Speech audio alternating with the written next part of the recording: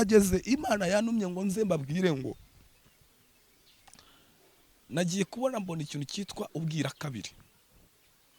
Mbona ubwira kabiri burarashe, mbona butunguye abantu benshi cyane. Mbona abantu batunguwe nubwo bwira kabiri bubaye, kandi igitangaje ntabwo buno bwira kabiri bugiye gutinda, buraje vuba. Sanze abantu bihugiyeho, Imana irambwira ngo mwarakanguwe, ariko ningaruke nongere mbabwire ariyogenza. Imana ihaguruka mu ijambo rivuga ngo icyubahiro cyanjye sinzigira nyigira gute ngihundi. Ntabwo icyubahiro cy'Imana izagiha undi, ngo nuko yohereza marayika wayo, marayika aramanuka akubita uw'ishyi Herode mu mutwe, Herode yikubita hasi agwa inyo. Nari mvuze ngo hari abantu Imana ije gukenyuruza, hari n'abije gukenyeza bitewe n'ibintu mukora, bitewe n'ibintu mukora bibabaje Imana, muteye Imana. Ntabwo ari bose, ariko hari abantu babaje Imana. Herode yikubita hasi agwa inyo, kuko icyubahiro cy'Imana ntabwo izagiha undi. Bwa mbere Imana yarakuretse, Imana yarakubabariye. Bwa kabiri izaheza hehe? Z'ubwenge wagarukiraho, muzi ubwenge mwasenga, mugasenga mutisengesheje, hashize iminsi abantu baribagirwa. Iryo jambo rirahari muri Zaburi 106 umurongo wa 13, aravuze ngo hashize iminsi abantu baribagirwa, bibagirwa imirimo y'Imana. Abantu nibagikora amasengesho, abantu nibagikora ntibature.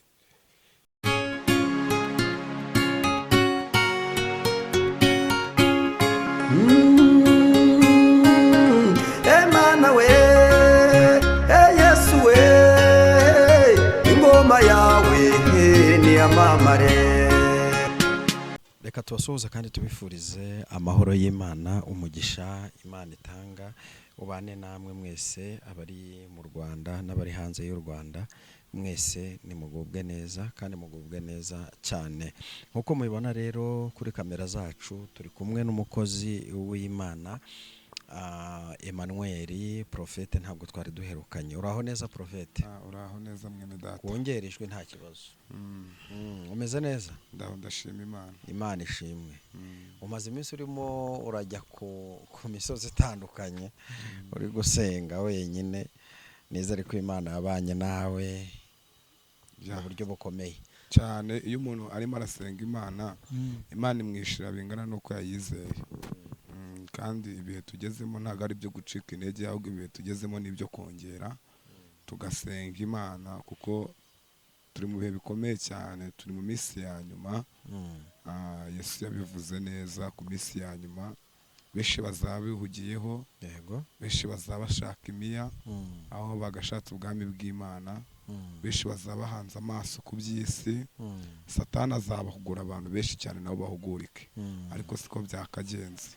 Ahubwo bagomba kwambara imbaraga bagasenga, kuko imirimo ya nyuma nizahereza iya mbere, imirimo ya nyuma nizaha iya mbere agaciro.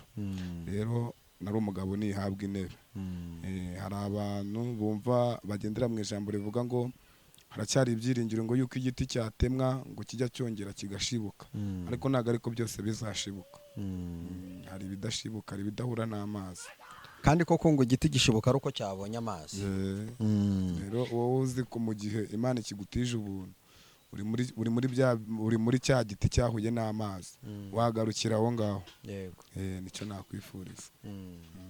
Nibyo abantu bongere bagarukira aho ngaho, bahindukirira Uwiteka, kandi Uwiteka nawe azabahindukirira. Twahise tujya mu kiganiro turasoza abakunzi bacu. Turabasuhuje mu izina rya Yesu. Amahoro y'Imana abe ku buzima bwanyu, bakunzi bacu mudukurikirana uko bwije n'uko bukeye. Ukuboko k'Imana kwera kutaboneka kubabonekere, kandi kubuzuza imbaraga, kubaremera amashimwe. Nubwo amakuru y'ijuru dufite ari amakuru akomeye akakaye Imana yatugejejeho, ariko umuntu uri bube maso n'ubundi azabona ineza y'Imana. Reka ngusabe kugira ngo ubanze usenge Imana. Uri Imana yera, uri Imana ikomeye, uri Imana y'imirimo, uri imana batanika ngo izuba nirirenga bakwanure, uri se w'ipfubyi, uri umugabo w'apfakazi, ubera hose icyarimwe, uri itangira ukanda ukaba n'iherezo. Mana turagushimye turaguhimbaje, twebwe abo warose mu bise by'amaraso yawe Nyiringabo Imana, twebwe abo urwanirira intambara nyinshi cyane, iz'iburyo n'iz'ibumoso, izo tuzi n'izo tutazi, ntago ujya utsindwa ahubwo utabarukana itsinzi igihe cyose. Nyiringabo Imana, tuguhaye ikaze na karibu, kubera yuko ibiduhiga ni byinshi, ibishaka ubugingo bwacu ni byinshi, ibishaka ko tumwara ni byinshi, ariko Nyiringabo Imana utubera amaso, izina ryawe nirihabwe icyubahiro. Niyo mpamvu Dawidi yavuze ijambo rikomeye, aravuga ngo kikura kurira kwararira umuntu, gacya mu gitondo impondo zikavuga. Ni ukuri nta muntu wakwiringiye uzigera wikorera amaboko, kubera ko Dawidi yavuze ijambo rikomeye, aravuga ngo hahirwa umuntu udakurikiza imigambi y'ababi, n'ahagaraye mu nzira z'abanyabyaha. Aravuga ngo niyicare n'abakobanyi, ahubwo amategeko yawe akaba ariyo yishimira ku manywa na nijoro, kuko uwo muntu azahanwa n'igiti cyatewe hafi y'umugezi.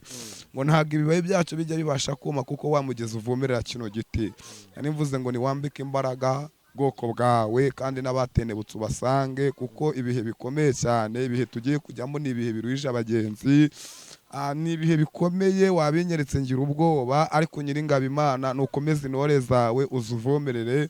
Kandi Nyiringabo Imana, nsabye ihema rikomeye cyane, kuko iyo umuntu ari mu mutaka hari igihe amawuheza mutosa, hari igihe amaguru anyagirwa, ariko umuntu washyize mu ihema ryawe ntajya abasha kumanyagirwa, ntajya abasha gutoha, nta n'ubwo imbeho umwicira mu ihema ryawe, kuko uba umufubitse. Ngaho rero rengera intore zawe ubabundikire nk'uko inkoko ibundikira ubushwi bwayo. Nari nguhaye ikaze na karibu muri kino kiganiro. Ngwino Nyiringabo Imana, gahunda zose tuzise mu bise by'amaraso yawe, mu izina ryawe Yesu, amen. Urakoze cyane. Gahunda z'Imana zose, gahunda zacu zose tuzishyize mu bise by'amaraso ya Yesu Kristo. Profeti, umeze neza? Ndakomeye muri Kristo Yesu. Amen. Ewana, biragaragara umeze neza, urakomeye, urabyibushye, Imana yakugiriye neza, nukuri uri amahoro. Ntacyo nashinze umwami wacu. Nuko twari turi kuganira tuvuga ati mu minsi y'imperuka hazaza ibihe birushye, biruhije abagenzi. Ubwo benshi bazabihugiyeho, yego, bazaba bahanze amaso ku by'isi, bahanze amaso ku miya, ndetse n'ubutunzi nyine muri rusange, batagishaka kumva ijambo ry'Imana. Kandi ijambo ry'Imana rigiye kuzaba ikibazo, si uko mutabibwiwe, si uko mutanabyumvishe, nta n'ikintu muzireguza. Imana ivuga kenshi cyane kandi ica mu nzira zigiye zitandukanye, benshi tukabyumva tukavinira ibiti mu matwi. Ariko reka mbabwire, umunsi uzaba umwe, kuko nta kintu cyakuriye mu bwisho kitazajya ku mugaragaro, kandi nta n'icyo muzireguza. Ntacyo muzireguza, kuko mumenye ko ahantu turi gukinira, ikibuga duhagazemo cyaciyemo abantu benshi cyane, nabo babuze. Kandi abantu baciye muri kino kibuga, izi ntwari zaranesheje. Rero utaba amaso, ko umuririmbyi yaravuze ngo abagezeho bagize gute? Baragwiriye, kandi abandi bari mu nzira. Ndahamya rero kugira ngo wowe ujye muri abo bagwiriye, birasaba ko ugira umwete, ugashishikara, ugacomoka, ukava muri abo ngabo bari mu nzira, ukinjira mu bagezeyo. Umuririmbyi yaravuze ngo ujye umuhanga amaso, ajya arinda umutumbiriye. Hanga amaso, ujye umuhanga amaso, ajya arinda umutumbiri ku manywa na nijoro. Imana ishimwe. Ajya arinda umutumbiri. Buriya akamaro ko gusenga, buriya gusenga bidukura mu byaha, kandi gusenga bidukiza indwara. Gusenga bituma tuganira n'Imana. Gusenga bitwongerera iminsi yo kurama. Gusenga bitugira abantu b'agaciro twari tworoheje. Rero sinibaza ubuzima budasenga icyerekezo bufite. Icya kabiri, sinibaza ubuzima bwamenye Imana bwatenebutse aho buri kugigana, buri kujya Grenome. Arababwiye ngo Satani yashaka gufata umuntu, aca mu nzira nyinshi cyane. Uyu mugabo afite imbaraga, utaratinyutse guhangara umwana w'Imana avuye mu minsi 40, urumva yagutinya? Ntago yagutinya. Kubera iki? Satani ni umudayimoni ukomeye cyane, ahugura abantu kuko akorera mu bantu ariko n'Imana igakorera mu bantu. Iyo umuntu ashaka gufata inkoko ayinagira ubunyobwa, na Satani rero iyo ashaka kugwisha umuntu atangira kumwereka icyaha yuko nta ngaruka icyaha kigize, nta kibazo. Akaba ariyo mpamvu abantu benshi basigaye bakora ibyaha ntacyo bikanga kubera ko Satani nyine yamaze gutwara imbuto zitsinda icyaha. Akaza numva akakwereka ko ikintu bwa mbere ukagikora nta kibazo, ubwa kabiri ukagikora nta kibazo, ariko ubwa gatatu ni ukuri bantu mudukurikiye, Satani agoreza ibyishimo by'igihe gitoya kandi akakubaza igihe kirekire. Nta cyiza akwifuriza. Kubera iki? Dore impamvu nta cyiza akwifuriza. Buriya Satani yari inzererezi, akundaga kuzerera mu bwami bw'Imana. Rimwe ngo arazerera asanga Imana yaremye umuntu, arangije agira ifuhe abaza abamarayika ati gute mukora ibintu nk'ubu ngibi mukarema mutambwiye? Murabona njye nta gitekerezo nari gutanga. Imana iramwihorera nyine kubera ko yari yazerereye. Imaze kumwihorera Satani ahita ahera karakarira umuntu. Guherana n'uyu munsi naho ngaho Satani yahereye arwanya umuntu. Rero nta cyiza yifuriza umuntu. Komerezaho rwose tugezeho message Imana yaguhaye kutugezaho. Rero bantu mube maso, musengeshe umwuka uteka. Uwasengaga rimwe nasenge kabiri, uwasengaga kabiri asenge gatatu. Ibihe birahije abagenzi. Nimukomere abavuganye n'Imana, mu ijuru hari Imana. Narutse guhishirirwa ijambo rikomeye, ndatangara ngo Imana yireka Mose. Buriya Mose, uyu mubyeyi yahuye n'intambara, nyina wa Mose ibaze kumurera amezi 3 akananirwa guheramo amuhishe, akamubera akato. Urumva uyu mubyeyi nta cyizere yari afite ko uyu mwana azaba muzima. Noneho akabwira mushiki we Miriyamu, akamubwira ati sigara aha ngaha. Iyo usomye ijambo rivuga ngo nuko mushiki we aramwitarura, abwira mushiki we Miriyamu ngo sigara aha ngaha ucunge urebe amaherezo y'uyu mwana uko biri bugende. Ariko Imana ifite inzira nyinshi cyane yacamo ije gutabara. Ngo Imana ititeze ikibazo umukobwa wa Farawo.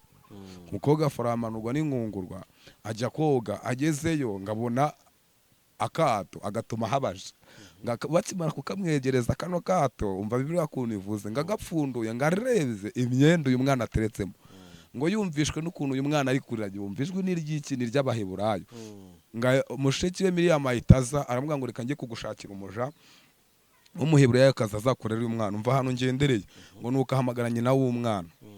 Nyina w'umwana arazarira umwana. Reka mutangarize uyu mwana ari kurera, uyu mubyeyi ari kurera umwana, munyihanganire. Yabwiraga uyu mwana ko ari Umuheburayo atari Umunyegiputa. Yamubwiraga ati wa mwana ujye umenya ko uri Umuheburayo, ujye witwara nk'Aheburayo. Hanyuma Igiheburayo kimukuriramo kugeza ku rwego yageze ku Bisirayeli barimo barakubitwa ari gukoresha uburetwa, kamere igahaguruka akica Umunyegiputa. Ko yakuze afite indangagaciro y'Igiheburayo. Dukwiriye kugira indangagaciro y'Imana. Iyo twamenye tukayirinda, tukavuga ngo no mu rupfu tuziringira Imana. Hanyuma ngo yicuye Umunyegiputa kubera yuko yaramaze yakuza azi ko ari Umuheburayo. Ariko nubwo akuriye ubwami akuza ari Umuheburayo, niko nyina yamutoje. Ngamaze kwica Umunyegiputa, ngo rimwe Umuheburayo kaza aramubwira ngo uragira ngo ngire nka wa Munyegiputa wishe. Avuga ko ibi bintu Mose, ibi bintu Farawo ntabimenye, ko nabikoze nzi ko nta muntu ubizi. Ibi bintu Farawo naza kubimenya nabibungire nabi. Ngo nibwo yahunze, nago ndi bujye kurenga ahura n'abakobwa ba Hetiro, aribo bamubereye Yetiro yamubereye sebukwe, arabatabara. Nyuma ngagiye kuragira, umva hano ngendereye ngabona igihuru kiri gukongoka. Ariko kiri kwaka ariko kidakongoka. Kiri kwaka ariko kidakongoka. Abasesenguzi umva ikintu babivuzeho, iki gihuru kigiranwa n'umuntu uri mu buzima bukomeye cyane. Kigiranwa n'umuntu uri mu ishuri ry'Imana. Ari kureba akabona nta cyerekezo, ariko nubwo nta cyerekezo ntagapfa. Nubwo urwaye ntago iyo ndwara ikwica. Hanyuma bigiranye na kino gihuru cyakaga kidakongoka. Ibyo ngendere ni ikihe rero? Ngako kanya Imana iramusanga iramubwira ngo genda umbwirire Farawo ngo arekure ubwoko bwanjye kandi Mose abaza Uwiteka ati se nibambaza nzavuga ko ari nde. Uwiteka aramubwira ngo ugende ubambwe ngo ndiho ibantumyeho. Uwiteka Imana ya Isaka na Yakobo ndetse na Abrahamu ndiho. Turashimye Imana ko ndiho akiriho. Amen. Aramubwira ngo ni iki kizagaragaza ko uzabana nanjye, umva hano ugendereye. Aramubwira ngo ufate iyo nkoni uyirambike hasi. Ngo Mose ayirambika hasi ihinduka inzoka. Maze guhinduka inzoka ngo Mose arirukanka. Imana ikavuga ati fata iyo nkoni, fata iyo nzoka irahinduka inkoni. Ati reka utagira amaso ntiyafatiye inkoni. Byari bishushanyije iki? Bishushanyije ko igihe Mose yamaze yirukanka ahunga iyi nzoka, bishushanyije ko ari cyo kintu umuntu amara yirukanka ahunga umuhamagaro. Nicyo gihe umara uhunga wirukanka uhunga umuhamagaro wawe. Ndumva iri jambo tuzarigarukaho. Reka dusome ijambo ry'Imana ubundi birakomeye. Nange ihishurirwa Imana yamaye cyangwa se meshaze yayo kugira ngo abantu bambare imbaraga. Turasoma ibyakozwe n'intumwa ibice 12 umurongo waho wa 22. Reka dusome byakozwe n'intumwa 12 umurongo wa 22. Abantu barasakuza bati yemwe noneho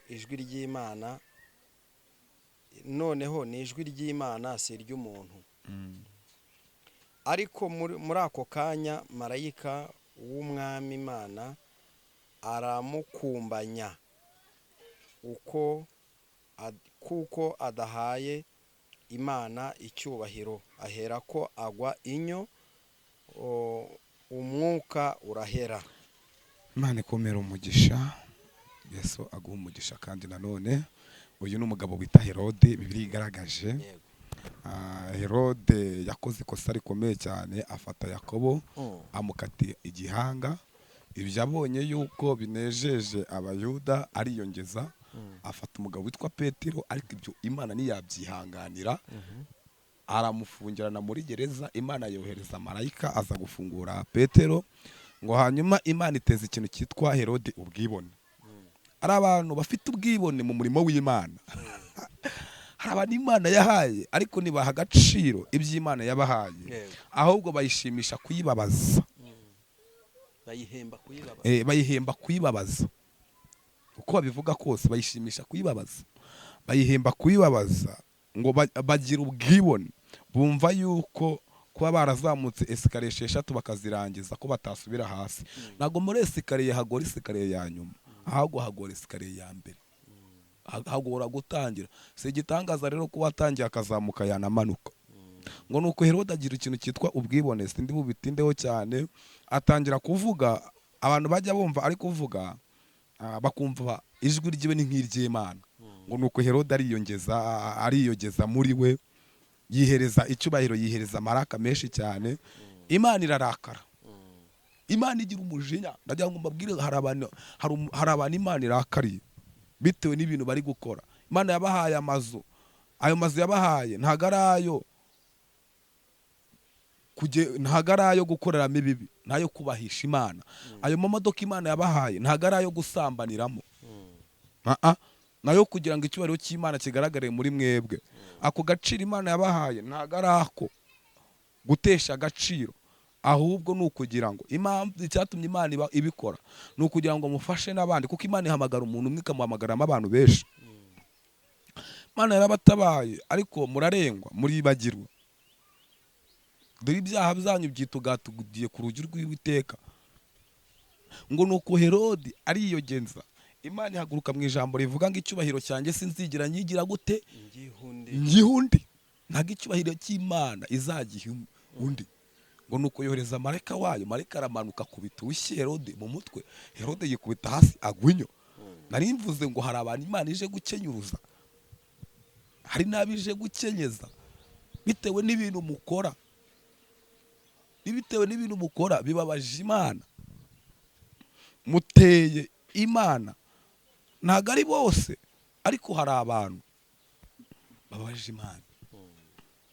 Herode yikubita hasi agwinyo, kuko icyubahiro cy'Imana ntago izagihundi. Bwa mbere Imana yarakuretse, Imana yarakubabariye. Bwa kabiri izaheza hehe? Z'ubwenge wagarukiraho, muzi ubwenge mwasenga, mugasenga mutisengesheje, hashize iminsi abantu baribagirwa. Iryo jambo rirahari muri Zaburi 106 umurongo wa 13, aravuze ngo hashize iminsi abantu baribagirwa, bibagirwa imirimo y'Imana. Abantu ntibagikora amasengesho, abantu ntibagikora ntibature. Hashize iminsi Imana bakwiye mu butayu bajyanye i Kanani, mugeze i Kanani muribagiwe. Hashize iminsi abantu nimukigira umutima w'urukundo, nimugifasha. Hashize iminsi ye baba we, nimukigira guterana kwera. Hashize iminsi amaganya n'agahinda baye menshi. Imana ibakuye mu buyede ibajyanye Dubai, muyituye kwibagirwa, muyituye ubusambanyi n'ubusinzi. Imana ibavanye ku ntebe z'imbaho ibateretse ku maparasitike, ibashyize ku mwanya w'imbere mu itorero, muyihembye kwibagirwa. Hashize iminsi abantu baribagirwa. Abantu bakuye mu buyaya ibagize ababyeyi bajyanye ku Matewusi, abandi bambukije imipaka ibajyanye ku mugabane w'Uburayi, bagezeyo bayituye kwibagirwa, babaye inkozi z'ibibi. Abantu nimugarukiraho, nimugarukira aho, kuko igihe kirageze. Ni ukuri igihe kirageze. Imana yantumye ngo nze mbabwire ngo nagiye kubona mbona ikintu cyitwa ubwira kabiri. Mbona ubwira kabiri burarashe, mbona butunguye abantu benshi cyane. Mbona abantu batunguwe nubwo bwira kabiri bubaye, kandi igitangaje ntabwo buno bwira kabiri bugiye gutinda, buraje vuba. Sanze abantu bihugiyeho. Imana irambwira ngo mwarakanguwe, ariko ningaruke nongere mbabwire, hari abarokoka, Imana izabayishakashaka. Mbona ubwira kabiri burazamutse, butunguye abantu benshi. Imana irambwira ngo abantu mwarasinzire, ni mube maso, mube maso, mwongere musenge. Bapanga amasengesho bagera hagati bakacamo kabiri, bapanga kuzajya gusenga bikarangira biri mu bitekerezo batabisohoye. Abakorera ibyaha mu nzu y'Imana, abadatinya gusambanyira mu rusengero, abadatinya kunywera inzoga mu rusengero, abadatinya guca imanza, abadatinya guca abagabo bayo inyuma, abadatinya guca abagore babo inyuma, abasenya ingo. Mana, abantu bitira izina ry'Imana barivuga uko ritari, bafashe Imana nk'itenesi.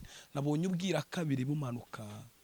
Bantu musenge, ubwira kabiri buraje, butunguye abantu benshi cyane, busanze mwihugiyeho, busanze n'ubundi muri ibyo bibi. Hari kuza amaso, uzi ubwenge yacunga itabaza ryiwe, yabera amaso ubugingo bwiwe, yakongera agafata ibihe aho yatenebutse akiyunga n'Imana, agapfukama agatabaza Imana. Imana nawe yiteguye kumutabara. Hahaha, abantu mube maso kandi mugiye kubibona. Nuko Imana yambwiye ngo nze mbabwire mbakangure, mube maso bera b'Imana, ubwoko bw'Imana, mube maso, mwegera Imana. Imana yiteguye kubagirira neza. Shalom. Urakoze cyane. Ikibwirwa ni icyumva kandi cyerekwa ni ikibona. Umuntu ashoboye kwifuza gusengana nawe, nyemero utambutse nimero yawe ya telefone. Nomero ni 078 30 62 21 0. 078 30 62 21 0. Karibu n'isengesho. Mana ikomeye ihishura ibihishwe, kandi nyiringabo Imana irambura ukuboko ntihagire uguhina. Mana, ibyo wanyujijemo nurukiye kuza kubisohoza. Ngwino ugabanye umubare warimbuka, wongere umubare abakizwa, n'abatenebutse ubagarure ku gicaniro cyawe. Izina ryawe rihabwe icyubahiro, n'abatarakumenya bakumenye, kugira ngo ubwami bwawe. Urakoze kubyumvisha mu izina ryawe Yesu. Amen.